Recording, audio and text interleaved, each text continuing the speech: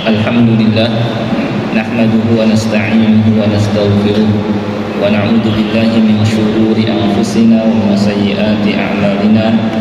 May yahdihillahu fala mudilla lahu wa may yudlil fala hadiya lahu.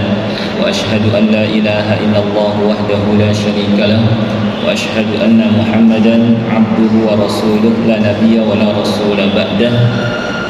Allahumma salli wa sallim ala nabiyyina Muhammad wa ala alihi wa sahbihi wa man tabi'a hudah ila yaumil qiyamah, amma ba'd.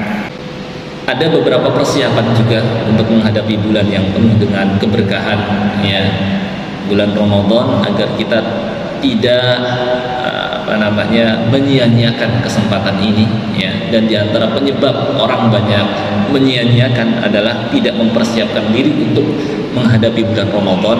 Di sini saya akan sebutkan, baru setelah itu kita ke tauhid, hanya singkat-singkat saja sebagai pelengkap, ya.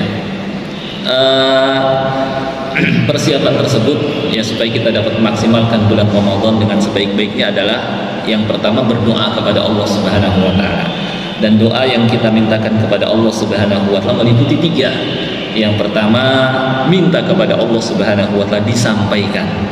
Yang kedua, minta kepada Allah Subhanahu wa taala agar dimudahkan beramal soleh. Dan yang ketiga, minta kepada Allah Subhanahu wa taala agar diterima amal ibadah yang telah kita lakukan. Ya, kenapa tiga hal ini yang kita perlu panjatkan, minta kepada Allah? Karena banyak orang yang ternyata nggak kesampaian ke bulan Ramadan. Kita mendengar ada yang keburu meninggal dunia duluan, padahal Ramadan tinggal beberapa hari lagi ke depan. Ya, ada yang meninggal di sana, di sini kita dapatkan berita, kita mendengar innalillahi wa inna ilaihi raji'un, yang menunjukkan tidak disampaikan. Ya, dan ternyata Ramadan kemarin adalah Ramadan terakhirnya. Maka kita minta kepada Allah Subhanahu wa taala agar disampaikan. Tetapi tidak cukup sampai di situ, karena banyak orang yang berkali-kali, ya, sampai ke bulan Ramadan tapi dia malah menyia-nyiakan. Maka yang kita minta kepada Allah Subhanahu wa taala agar setelah kita masuki bulan Ramadan dimudahkan beramal soleh, ya. Dan jangan kita mengandalkan kemampuan diri kita. Karena manusia, kata Allah Subhanahu wa taala di surah An-Nisa, wa khuliqal insanu dha'ifa. Manusia diciptakan dalam keadaan lemah. Boleh jadi di awal dia semangat, tetapi beberapa waktu ke depan ternyata dia lemah, ternyata dia futur, ternyata dia malas. Dan seperti inilah kenyataannya. Banyak masjid-masjid yang jamaahnya sampai saking semangatnya, ya, masjid penuh, ya, sampai nggak nampung. Kemudian disiapkan karpet, tikar tambahan, disiapkan tenda. Tapi lihat beberapa hari ke depan, apalagi ketika sudah di pertengahan, apalagi di bagian akhir, ya, semakin menyusut jamaahnya, semakin sedikit. Nah, ini mungkin karena mereka tidak mempersiapkan diri sebelumnya dan tidak minta kepada Allah Subhanahu wa taala kemudahan dan taufiknya, sehingga tidak mendapatkan taufik bantuan. Baru beberapa hari ke depan ternyata sudah meninggalkan, memakmurkan masjid. Maka kita minta kepada Allah Subhanahu wa taala agar dimudahkan beramal soleh. Dan yang ketiga adalah kita minta kepada Allah Subhanahu wa taala agar setelah kita beramal soleh, amal kita diterima. Ya, karena percuma kalau kita sudah beramal nggak diterima. Sedangkan Nabi Shallallahu Alaihi Wasallam bersabda, wa kam min sha'imin laysa lahu min siyamihi illa al-ju' wal 'atash. Dan betapa banyak orang yang berpuasa, dia tidak memperoleh pahala dari puasanya, yang dia peroleh hanyalah lapar dan haus saja. Maka supaya kita nggak seperti itu, ya, kita minta kepada Allah Subhanahu wa taala agar amal yang telah kita kerjakan diterima, dan kita pun jalankan sebab untuk menjadikan amal ini diterima dan tidak sia-sia.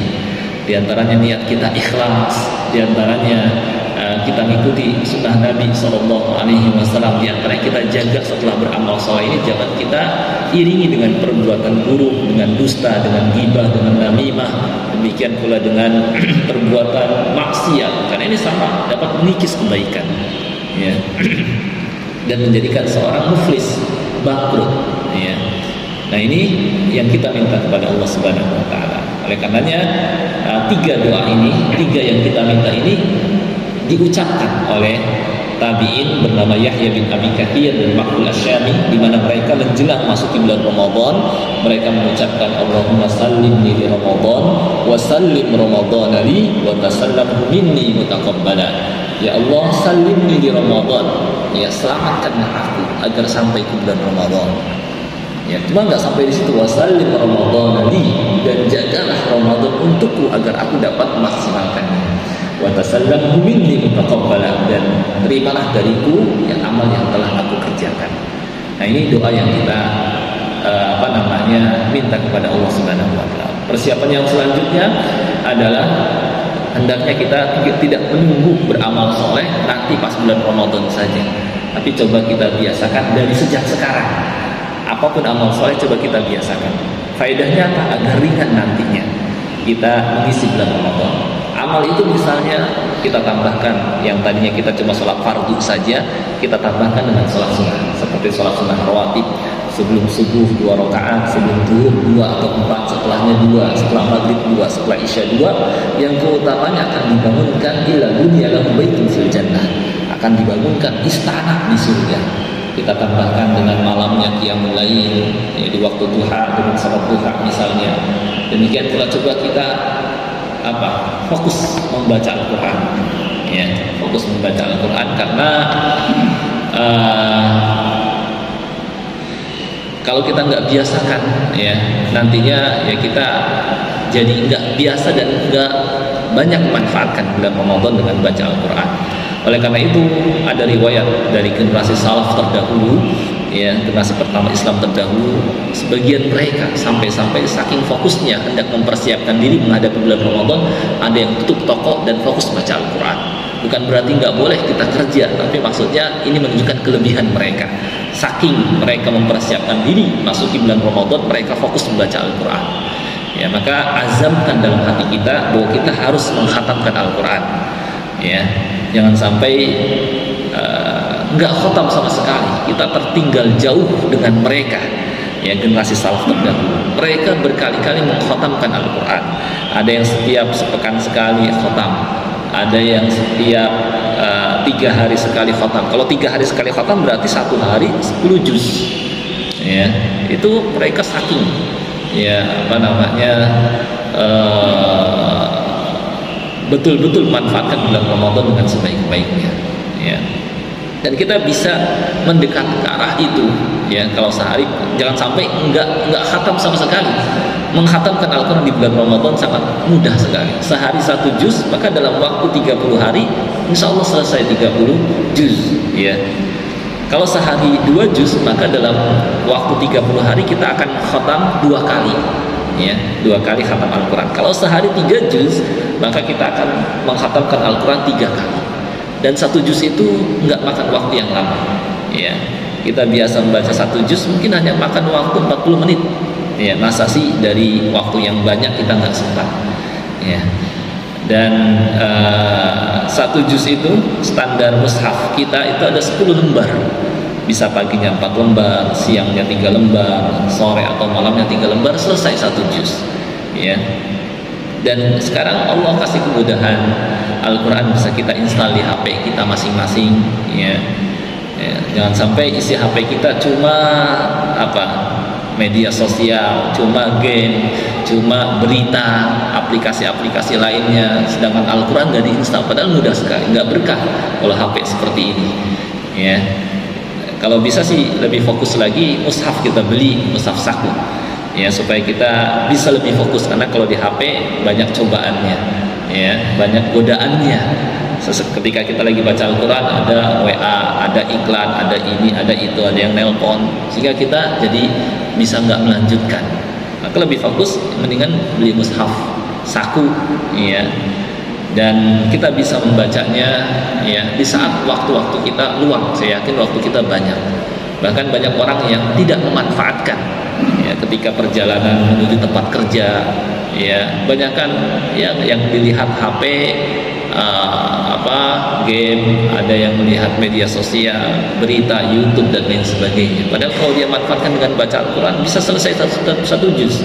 Ada yang perjalanan kerja dari Bekasi ke Jakarta atau lebih jauh dari itu, ada yang naik kereta, ada yang naik bis, ada yang naik angkot. Kalau dia buka Al-Quran, dia bisa menyelesaikan 1 juz padahal, ya. Dan dia bisa memberikan contoh yang baik ke tengah masyarakat, Karena man sanna fil islami sunnatan hasanah falahu ajruha wa ajru man amila biha ba'daha. Barang siapa yang memberikan contoh yang baik dalam Islam kemudian diikuti oleh yang lain, dia dapatkan pahala dia dan pahala orang yang ikuti. Dan jarang orang yang melakukan ini. Ya, rata-rata kalau kita di kereta, di bis atau di angkot atau kendaraan umum, yang dilihat orang HP, yang dilihat antara tadi. Kalau nggak media sosial, ya berita. Kalau nggak berita, game. Itu aja. Ya, jarang yang buka Al-Quran. Padahal kalau kita buka Al-Quran itu ada dakwah juga di sana.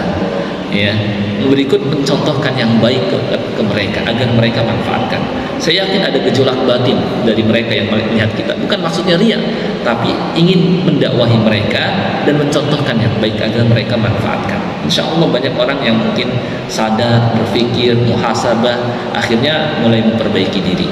Cuma jarang memanfaatkan kesempatan ini. Gitu ya. Nah ini coba kita biasakan lihat Al-Quran. Ya. Orang terdahulu saking mereka sering mengkhatamkan Al-Quran sampai ada seorang qari bernama Abu Bakar bin Ayyash. Ketika akan meninggal dunia, ya saudarinya di sampingnya nangis. Maka kata Abu Bakar bin Ayyash, kenapa kamu nangis? Apa kamu nggak tahu? Saya mengkhatamkan Al-Quran di pojokan ini sampai belasan ribu, sampai 18.000 kali saya khatamkan Al-Quran. Ya, saking tenangnya dia punya banyak bekal. Ya, gitu ya.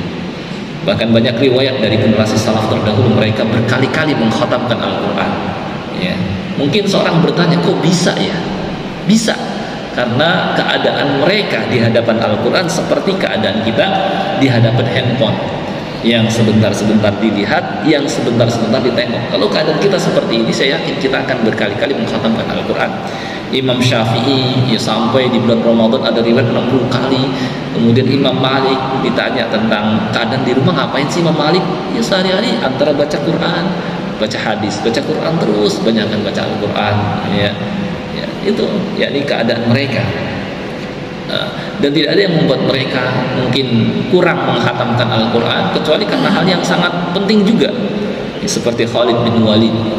Khalid bin Walid disebutkan bahwa dia pernah mengatakan, syaghalani ankal jihad, karena jihad fisabilillah membuat saya jadi kurang menghatamkan engkau wahai Al-Quran.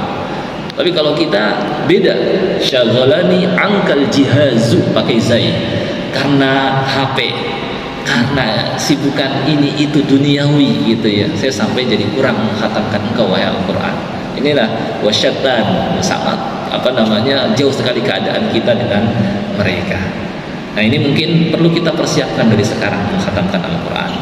Demikian pula persiapan kita juga menghadapi bulan Ramadan adalah kita ma'rifatul ahkam asy-syar'iyyah wal adab al-masyru'ah fi syahr Ramadan. Kita mempelajari hukum-hukum seputar Ramadan, fiqih, demikian pula adab yang disunnahkan di bulan Ramadan agar kita dapat maksimalkan.